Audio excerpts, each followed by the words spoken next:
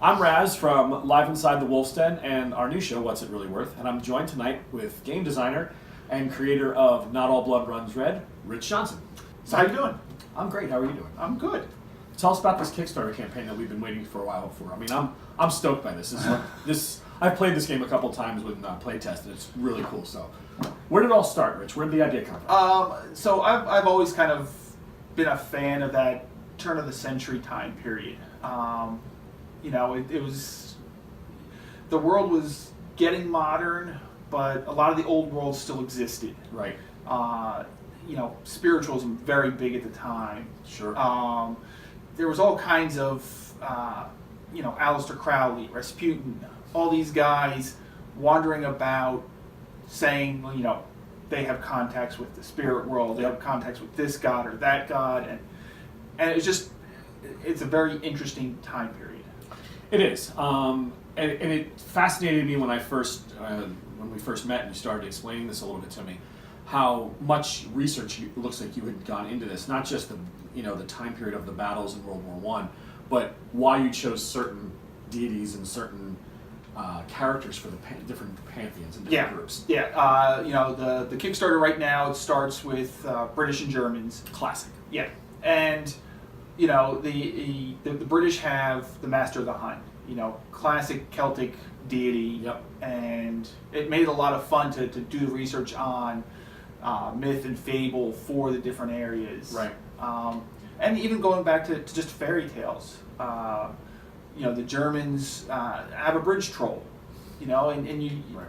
the Brothers Grimm, that troll appears. Yeah. And it's just a classic story. But at the same time, you can pull in other things. The other thing the Germans have is Frankenstein's monster. Which is very cool. And, I've got a great artist, Anwar Hanano, who's been doing incredible work for me, getting all these characters and really bringing them to life. Yeah. How did you, let's go back just for a second. How long has this been brewing in your head? Oh, this has been probably 2.5 years of work. Okay, work. Yes. From concept to Kickstarter. Correct. Wow, that's a lot. Okay. And now you mentioned the artist. I've seen some of the stuff. It's just amazing. And the early pieces, the stuff that you first requested versus now, it just keeps getting better and better. Yeah. In fact, Anwar's come back to me a couple of times, like, I'm gonna revise this piece I did earlier on because I like the style I'm doing now better. Which is cool. Yeah. And every time I ask him for something, and even the simple things like one of the cards is armor, and he's just got this breastplate with the German Imperial Eagle on it, just sitting there, and it just looks beautiful. Yeah, it does. So you and your team. Oh, are you a team? I am a team of one. I do everything freelance. Okay. My artists are all freelance. Luckily, being a graphic designer in the real world, all that I can handle myself. Okay. And then, out for manufacturing and everything else, just relying on the power of the internet now. Yeah. It's amazing what people can do. I mean, and it is a ton of work. For one person, that it seems almost, if I had to sit down 2.5 years ago and say I wanted to design a game, which, there's people out there trying to do it right now, just like yourself, I think I would have started it with guns blazing and everybody, hooping and hollering. And probably about 6 months in, I either would have hung myself or would have ran out into traffic naked. I don't think it really would, because it's just such a daunting task. It is. It's a lot of work. I have probably picked up and put down the game over the course of the 2.5 years, probably like 4 or 5 times. I would work on it, and then I wouldn't look at it for 2 months. Wow. Because I liked it, but I needed to be able to come back to it and say, do I still like it? Is it still good? Okay. And, I found that if you look at the early prototypes, which almost nobody has seen, it's a world of difference. And a lot of that is paring down the complexity, not making it, not the depth. No, that. But, going with, here's what I want to happen, so here's the mechanic I put for it. And then looking at it, 2 months later and being like, well, I can do that same mechanic in 2 steps instead of 4 steps. And you start paring that down to make the game intuitive. Yeah. So one of the things that I loved about this game was, and I'm a miniatures guy, so for those of you who may not know me from our show, Warhammer 40K came up through that. I've played Infinity. What others? I mean, tons of them played regular Warhammer, Fantasy Battle. I love minis. I love painting them. I'm a big fan of the Conan board game. But when I played this, it had not only did the feel of it capture me, and the idea of the characters that you had already come up with, and the setting, but some of the mechanics were, like you said, intuitive, but yet they made that miniature gaming a little less complex, but lost none of the feel. Yeah, and that's what I was really hoping for. And I've put the demo rules out there for people to take a look at. Right. Now, I had somebody email me after I put the video up explaining the rules, saying that I thought the game was going to be really complex, and then you ran through the playthrough, and it just all made perfect sense. Like, how did I not get that initially? Right. And I think that's a lot with rules, especially nowadays with YouTube and everything else. Mm-hmm. People want to see how that playthrough goes, how you do it. And I think it helps when people see, like, oh, really, that is a lot less complex than I thought it was. Yeah. The first video game designer who actually decided to run tutorials built into a game as opposed to the rule book, like the old stuff, Yes. Zork and all those when you had to read. There was a lot of rules, but you had to understand, and you had to sort of read in between the lines. Right. The first guy in the video game market that said, we'll just make their first 4 or 5 levels the ones that are going to teach them. This game kind of does that as you're moving, you're picking things up a lot quicker, and I felt that it had almost a natural flow to it that I really, really enjoyed. So that was really good. And that's just speaking to what you said, that you kept trying to pare it down and make it simpler. So, there's a lot of systems out there that are miniature based. Would you call this entry level? Would you call it mid level? What would you call it? I think I would probably call it mid level. Okay. It's hard to say. I mean, to me, it all makes perfect sense. But sure. But it does. Having written it, it does make perfect course. sense. And I could pick up a lot of other miniature game sets and look through them and go, oh, this is how this works, this is how this works.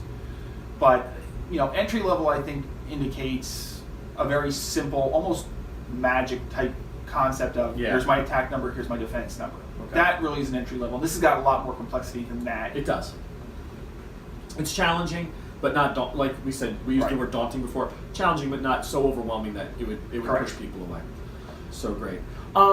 So we're looking at a Kickstarter campaign, and let's be honest, you're out there against some of the big guys that are really producing. Absolutely. And it's hard.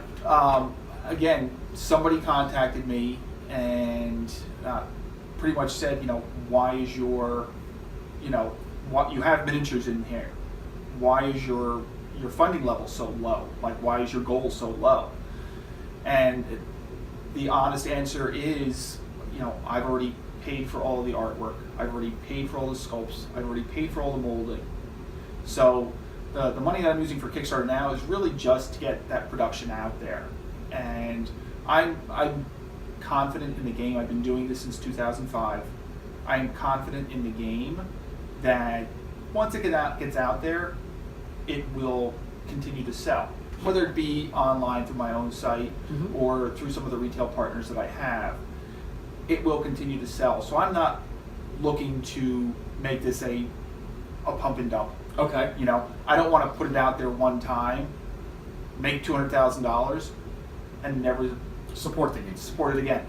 And I mean, yes, a lot of the big guys do put something out and then put a supplement out, but I'm looking at, what am I going to put out, every 3, 4, 5 months to help continue to support it, adding new miniatures, adding new characters, just a whole things that will keep the new players coming in and keep the current players engaged.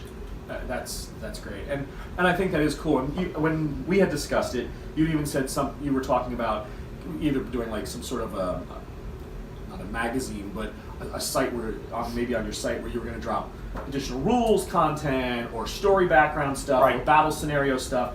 And is that still part of hopefully the plan? That is still part of the plan. Wizards of the Coast does great with their D&D supported digital magazine. Yeah.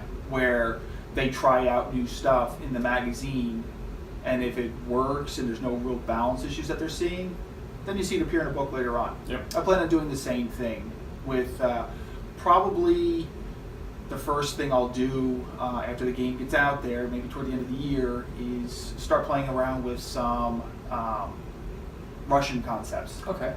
Which I'm kind of excited about because the backstory for the Russians are a little bit more interesting. You know, this is post-Russian Revolution where the game really takes place. Right. So Russia is split into two countries essentially. You have the red communists and you have the white Russians. I've never had a white Russian. Are they good? Depends on what you think. Depends on how much. So, you know, without getting into too much detail, but the whole point being with the white Russians that instead of the royal family being completely wiped out, Anastasia survives. Okay. But we have fantasy horror in this, so Right. she doesn't survive in the normal sense of the term. So a lot of the white Russian forces are going to have an interesting little twist to them. Cool. So let's. One more question I know I wanted to get to myself. Organized play locally. You're based in New Jersey. Yes. You know, there's always that miniature guys are always looking for who do I play against? How do I get my? You know, I love this, but I have to travel 20 miles to find the next guy I want to play against. Right. Is there any hopes? Is there anything out there with a few of the local stores or any that you may be working with where you're going to have a, you know, once the Kickstarter is successful and it goes on, that you're going to kind of do a games day for it or set up a... Once we get through the Kickstarter, Okay. There are local stores or local conventions that I'll be doing. And then I always have a big for me, presence at PAX Unplugged. Okay. I was there last year, plan on being there again this year. And the nice thing about the game, though, is you can play it solo if you want. The rules will be designed where, you know, you can have your force battle against the game engine. Okay. Well, that's... And you've play tested that, obviously, and balances that you feel like... The balance works fairly well. Again, still tweaking some things and stuff that's going to be added in later Okay. on. But the stuff that's in there right now will work perfectly well as a solo play. All right. Well, all I can say is that this is really this is exciting stuff for me. I love the mashup, the pumped version, however you want to say it. I love the 4 miniatures; they came out great. I think they're really unique. The scale of the miniatures is They're 28 millimeters. 28, which is fairly standard in the historical wargaming community. Yeah. Somebody asked me, like, you know, where do I get Right. other miniatures? And there's a company, Brigade Games, puts out a huge line of World War I miniatures already. Over in the UK, Europe, North Star Games has a huge line of World War I figures. All of them will work perfectly with the scale of the figures I have. Okay. Speaking of the historical games, before we let you go, how do you think they're going to look at this? What do you? I mean, I know that it's obviously so that because these are the guys that won't paint a German infantry unit without the right color gray. Correct. How do you think they're going to handle it when the bad boy walks in and says, "Oh, by the way, that's a wizard out there"? And they go, "What?" You know, I've been going to historical conventions for 12 years now. Okay. Playing historical games. And you're always going to have the guys who are historical miniature gamers, and that's all they care about. And I am not going to convince them otherwise. Yeah. But there are people who are out there who might play historicals, but are open to playing any type of game. And that's the person I want to reach. Yeah. In your Kickstarter campaign, it kind of actually says, it almost has, and we banner this word about so much now. Everybody tries to tap that Cthulhian feel. You know, H.P. Lovecraft stuff is going crazy. You put a stamp of Cthulhu on something like Love Letter, and all of a sudden it's a whole different game, a whole new way of doing it. But I have to tell you, the grim setting, the battlefield, the things that happen in the course of the game, the randomness, monsters will actually pop on the battlefield coming out of the gates we're trying to close. Correct. That does feel Cthulhian to me. So I think you did a real good job without throwing it in our face that it's, you know, H.P. Lovecraft, but it does have that. Right. Yeah, I don't actually mention Cthulhu. I don't mention Right. Elder Gods or Deep Ones or any of that.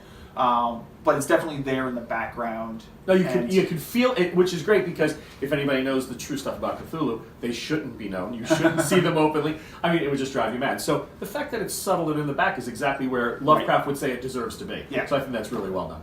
All right. Well, listen, Rich, it's been fascinating. I really hope this Kickstarter goes well. How long is the campaign running for? We're running until March 20th, I believe, is the last day. Okay, March 20th. And any appearances between now and the 20th? I will be at Cold Wars on the 17th. I'll be running games all day that Saturday. Okay, and where's that? That is in Lancaster, PA. Okay, so if you're in the Lancaster, PA area, if you're a historical gamer, you probably already know it because that's like a big deal for them, right? That's one of the big ones. It's early in the con season. Yeah. So, all right. Well, hopefully we'll see you there. I'm really excited about this. I can't wait to get you back on the show again once it's successful and talk about where we're going next because I'm really this project has been near and dear to me since I first started reading about it. All right. Well, thanks. Thanks for. No, and thank you. And you can check us out on WIRW on Facebook. What's It Really Worth? And you can see Rich there with me once a month, and actually a little bit more often than that now as we're adding some additional shows. But keep in touch with us if you have any questions. Rich, why don't you give me your email? You can send anything to raj@radtrapproductions.com. Or on Facebook at? It's at Radtrap Productions. At Radtrap Productions. Great. Okay. Good night, everybody. Thanks for tuning in. Thank you.